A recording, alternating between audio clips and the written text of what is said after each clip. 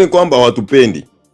Yaani jibu ni kwamba hawatupendi. Yaani hilo liko wazi, hawatupendi kwa sababu tunachosimamia ni haki. Nasema hivi, tunachosimamia ni haki. Kwa hivyo hawatupendi. Na kwa sababu hawatupendi, tubaki kwenye haki.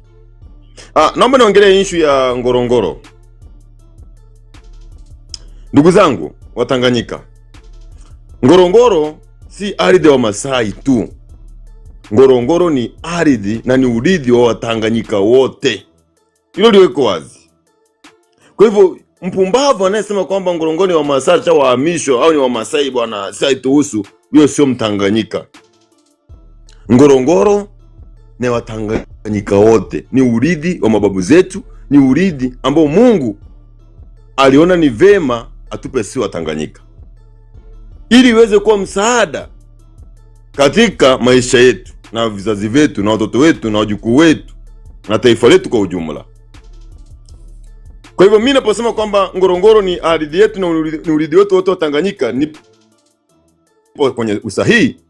Hivyo basi tuna haki ya kupambania Ngorongoro kwa njia yoyote ile, kwa nondo, kwa taharuki, kwa vitendo na kwa kila njia, na kuinda Ngorongoro kutoka kwa maadui.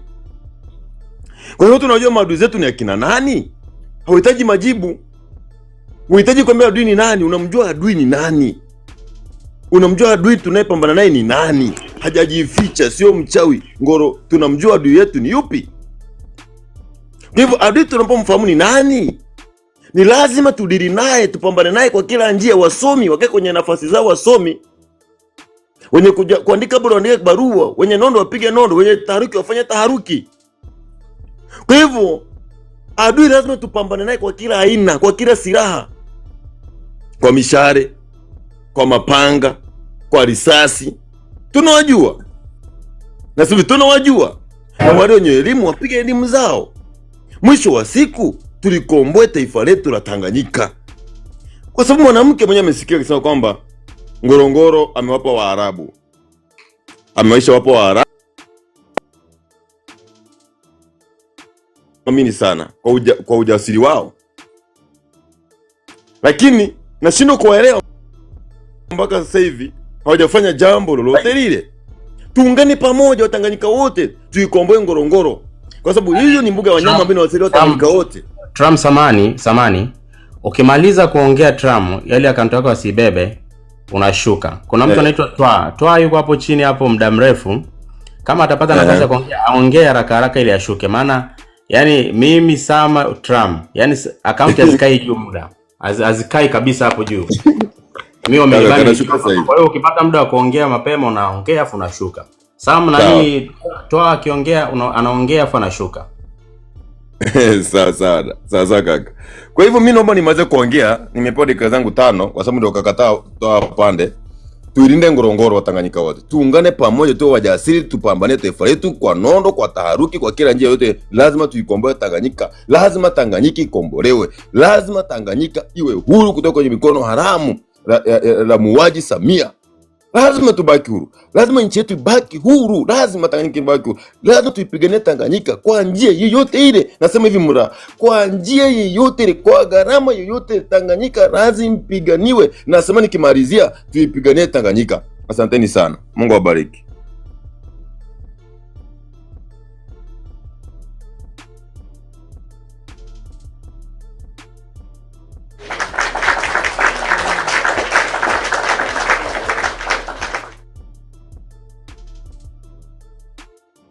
Tutimalia, kuna watu wote huko Discord kama tujiendelea hapa TikTok. Maboy yuko wapi? Maboy to connect. Uko connected yuko. Tutimalia, kama kuna watu wanahitaji kuongea huko Discord inafaa. Jeje naomba muendelee. Mkairudisha katika mamlaka yenu. Mimi nachotaka niseme ni kwamba Masai wasijisikie wanyonge. Likewise Tanzanians, all of us hatutakiwi kujiona wanyonge, kwa sababu natoa mfano mdogo, najua na dakika chache. Kariakoo juzi wamezuia gari iliyotaka kubeba bodaboda zilizopaki pale. Wingi wa raia ukazuia zile bodaboda kutokuondoka. Why? They know the environment very well.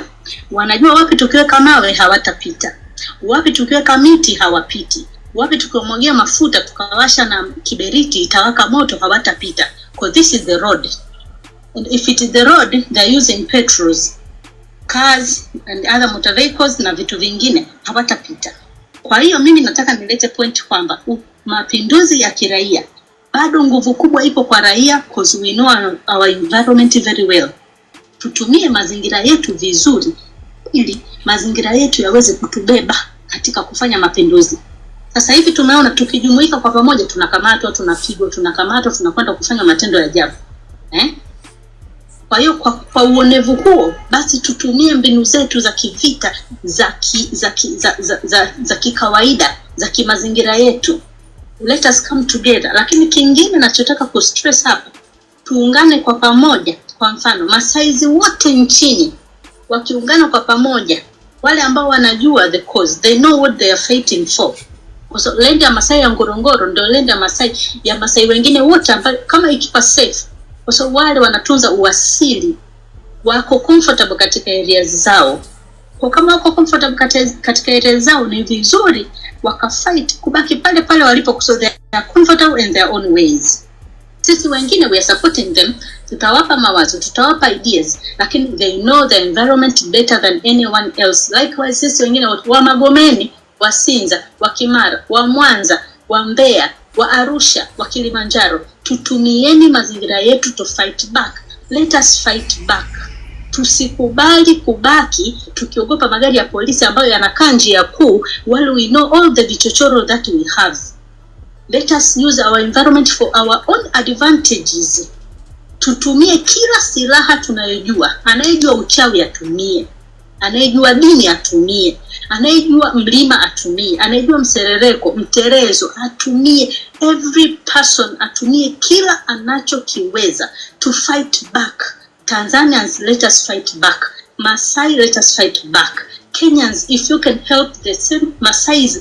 Kwanza Nyerere alisema Masai wa Kenya na Masai wa Tanzania, they are the same Masais, divided by the boundaries, which was just defined by a person. Lakini wale ni Masai moja. Wale ni Masai moja, they're speaking the same language. Wanaelewana. Ukiacha Mangati, wa Tanzania mtanielewa kwamba tuna Mangati na tuna Masai. Lakini tukiweka umoja wetu, tukiyatumia mazingira yetu vizuri, hawa watu tunawangoa. Jamani, point yangu ninataka ku stress ni hiyo. Tusikubali kubaki nyuma katika pointi ya mapinduzi ya kiraia. We have the power. We have the power, we have the number. Tutumieni vizuri. Tutumieni vizuri.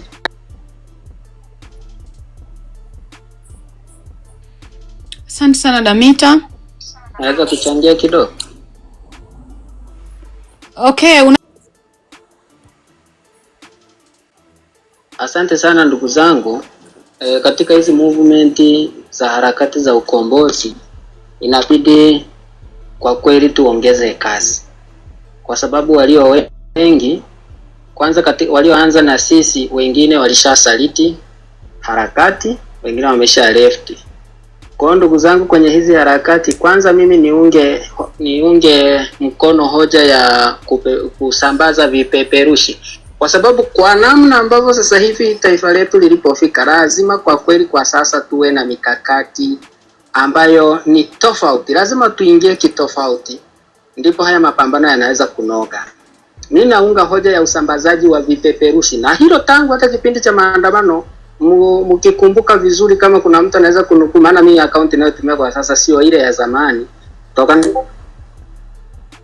zilizojitokeza, lakini niliwahi kuunga hoja kwamba haya maandamano yanabidi kusambaziwa vipeperushi mtaa kwa mtaa, hata ikiwezekana mabango ya bandikwe kwenye hili swala la Wamasai ili kuwasaidia wabaki na ardhi yao.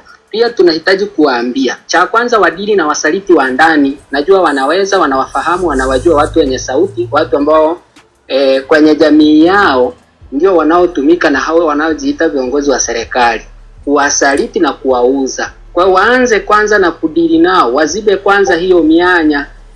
Wakishamaliza hapo, kwa kuwa sisi tupo nyuma yao tukiunga mkono kwamba ile ni ardhi yao na wabaki kwenye ardhi yao, basi mimi naamini kwamba kila kitu kitakaa sawa. Lakini ninaunga hoja ya mzungumzaji yule aliyezungumza kwamba kwa sasa tunabidi kuwa kivingine katika hizi harakati za ukombozi, kwa sababu hawa watu wameziba masikio, hawataki kabisa kusikia kwa maneno. Kwa hiyo inabidi tuwe na njia zingine mbadala ambazo zitatupatia nguvu, ambazo pia zitatusaidia kuongeza namba, kwa sababu sio watu wote ni wamiliki wa smartphone, sio watu wote wenye mitandao ya kijamii. Lakini kwa njia ya mabango, kwa njia ya vipeperushi, hata stendi asubuhi watu wanaamka wanakutana na vipeperushi, hata mwanafunzi atasoma, ataelewa kinachoendelea. Kwa mimi ninaunga hoja kwa hilo, litatuongezea namba, lakini tutakuwa tumeongeza pressure kubwa, lakini ninaamini kwamba kwa pamoja tutashinda. Wamasai, kama kuna Masai yuko hapa ambaye ni mpenda haki, ambaye anajua hawezi kushirikiana na hao watu kuuza damu za ndugu zao, kwa kweli waanze kudili na watu wenye nguvu kwenye jamii yao, watu ambao wana sauti, wadili nao ndani kwanza. Wakishamaliza hapo, kwa sababu adui akitaka kukuweza lazima akutumie mtu wa karibu. Adui akitaka kukuweza sio kwamba lazima aje moja kwa moja, anaanza na ndugu yako. Ndugu zangu, hapa tulipofika tunahitaji action kama nilivyosema mara ya kwanza, na tunahitaji kwenda hatua mbili mbele kabla ya hawa watu, kwa sababu hawa watu ni wabaya sana hizi. Ni bora tungekuwa tunapigana na adui wa kutoka nje kuliko kumbe kupigana na adui wa ndani. Hawa watu ni wauaji. Hawa watu yani hawana mioyo ya kibinadamu kabisa. Hawa watu wana roho za kinyama. Unaendaje kumuondoa mtu kwenye ardhi ya uzao wake? Amezalia pale, watoto wamekulia pale, watoto wamesomea pale. Tena unamhamisha kwa njia za kiragai, sio kwamba hata njia za makubaliano kwamba watu wapate fidia, angalau watu wanaoenda mjini waende mjini, watu wanaoenda wapi waende wapi. Unawatoa kwa njia za kidanganyifu, njia za kiwizi, na ambao unaenda kuwajengea, alafu unaenda unawajengea siropu ya rumu moja na rumu mbili. Unakuta mtu ana mabinti, ana vijana, unamhamisha kwenye ardhi. Jamani, mimi ningewaambia, naunga hoja ya kutambuana mkoa kwa mkoa. Watu wale wa chini, wale ambao hatufahamiki hivyo, tunaweza kutumika sehemu kubwa ya kufanya mapinduzi. Mapinduzi ya kiraia, mimi ninaamini lazima yawe na hatua zinazoweka pressure juu ya pressure. Tukiweka hilo la vipeperushi mkoa kwa mkoa, mjini kwa mjini, stendi kwa stendi, wanaamka asubuhi, mbona vya Freemason vinasambazwa? Hata watu wote wanavisoma, mtu na mbona kuna vipeperushi hivi ni vya nini? Kwa hiyo mimi niunge hoja hiyo na ipewe uzito na iratibiwe vizuri. Asanteni sana, mimi nilikuwa nataka kuunga hoja ya mzungumzaji aliyepita. Asante sana kaka, tunashukuru kwa kuunga mkono hoja. Nitarudisha mic TikTok, lakini wakati narudisha mic TikTok ninaomba wachangiaji wengine mnyoshe mkono hapa ili muweze kupanda juu ya stage, ili tutakapotoa nafasi ya kuongea inakuwa ni faster, mtu anaongea chap chap. Asante sana kwako Jeje TikTok na Mandisa. Okay, basi naomba uendelee kujiorganize kwa pande juu, alafu tutarudisha mic Discord muda si mrefu. Nilikuwa naomba dada Loveness, naomba uchangie mada. Asante sana hosti, asante moderators na wengine wote mliohudhuria katika kikao hichi. Naomba unisomee mada ya pili Jeje.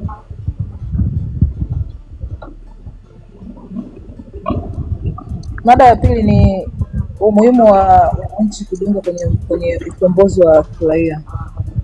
Kama alivyosema mama hapa, hakuna ukombozi hatari kama ukombozi wa kiraia. Wananchi wote wakiamua, basi serikali itatoka madarakani. Kwa hiyo karibu. Ndio ambao nayo nimeandika kusijui wito wa nini katika ukombozi wa kuitoa CCM madarakani au? Yes. Okay, sawa. Mimi hapa wito wangu kwanza hapa nataka niongee na watu ambao ambao yani hawako mlengo mmoja na sisi sana, nataka niongee nao hao. Wajua kwamba wito wetu sisi hapa sio wa chuki, bali ni kutaka uwajibikaji na mzunguko mzuri wa madaraka katika taifa, katika afya ya taifa, katika mpango mzima wa demokrasia, haki za binadamu na maendeleo ya jamii. Yeah. Kwa tukiangalia chama ambacho kipo saizi madarakani, hamna kabisa demokrasia, hawazingatii kabisa haki za binadamu, hawaleti kabisa maendeleo katika jamii. Tunaona kuna ndugu zetu waliouawa tarehe 29 na kuendelea. Ni haki yetu kikatiba kufanya maandamano, lakini wao wakaona kwamba sio haki yetu, wakaua watu. Pia ukija kwenye swala zima la demokrasia, saizi ni mtu ukiongea chochote kuhusu serikali unafungwa mdomo, unachukuliwa, unatekwa, unafanywa vitu vya ajabu hivyo, so hivyo. Umeona wengine wako huko wamefungwa kwa kesi za kusingiziwa. Kwa hiyo tunaona ni jinsi gani chama tawala hakina uwajibikaji mzuri katika taifa, na hakizingatii haki za binadamu katika taifa. Na ndio maana tunatoa wito kwa watu wote, hasa nyie VCCM, muungane na sisi wanaharakati katika kulikomboa taifa. Ni lazima tuungane kwa pamoja. Ni lazima tuwe kitu kimoja ili tuweze kuitoa CCM madarakani, na sisi ndio lengo letu, kuitoa CCM madarakani. Bila sisi kuungana au kuwa kitu kimoja, hatuwezi kufanikisha jambo letu. Na ndio maana tunasisitiza tutoe elimu kwa watu katika jamii, tuwafikie watu wengi katika jamii ili tuweze kuwa kitu kimoja, ili tuweze kufanya mapinduzi ya kuitoa CCM madarakani. Hatuwezi kukubali kuwa na chama ambacho hakizingatii chochote kuhusu wananchi wake, wenyewe wanajinibikizia tu wao. Hatuwezi kuwa na chama ambacho hata hospitali leo hii hakuna, hata hospitali leo hii hakuna. Yani mtu unaenda hospitali, unaenda hospitali unakuta mama wajawazito maybe wanalala kitanda kimoja, au mama wawili na watoto wawili, lakini wao wakiumwa ni wanko wanaenda nchi za nje. Umeona, wanajiangalia wao tu. Kwa hiyo hatuwezi kuwa na chama ambacho kimekaa madarakani zaidi ya miaka 60 na hakuna chochote tulichopata katika jamii. Ukiangalia barabara za kijinga, ukiangalia hospitali ya kipumbavu, ukiangalia sijui maji ndio usiseme, ukiangalia umeme ndio usiseme, lakini kwa wenzetu wao wenyewe wanaishi good life. Watoto wao wanaishi vizuri, mambo yao yanawanyokea. Na ndio maana tunatoa wito kwa watu wote tuweze kuungana, tuwe kitu kimoja kuiondoa CCM madarakani, sio kwa chuki, bali ni kutaka tu mzunguko mzuri wa madaraka ya afya ya taifa letu. Sisi Tanzania sio maskini. Sisi ni matajiri sana kutokana na rasilimali ambazo tunazo. Lakini tunaitwa maskini kwa sababu ya watu wachache sana ambao wamejilimbikizia mali. Watu wachache sana ambao wanajihudumia wao tu. Yaani kikundi cha watu tu wameamua kujiorganize wao tu ndo wafurahie mema ya nchi, lakini sisi raia wa kawaida ndo tunaoteseka. Na ndio maana tunakuwa maskini, ni ombaomba wamejaa. Lakini tukiitoa hii CCM madarakani, tukawachagua watu walio bora ambao wanajua demokrasia ni nini, haki za binadamu ni nini, maendeleo ya jamii ni nini, tutapata ni sawa, kila mtu hatakuwa na ile maisha mazuri, yani yale maisha ya utajiri, lakini tutakuwa na standard fulani kwamba hata ombaomba watapungua. Lakini sasa hizi ukienda pale Kariakoo watu wanajifanya ni ombaomba, lakini unakuta mtu ni mzima tu, lakini ni umaskini tuliojengewa na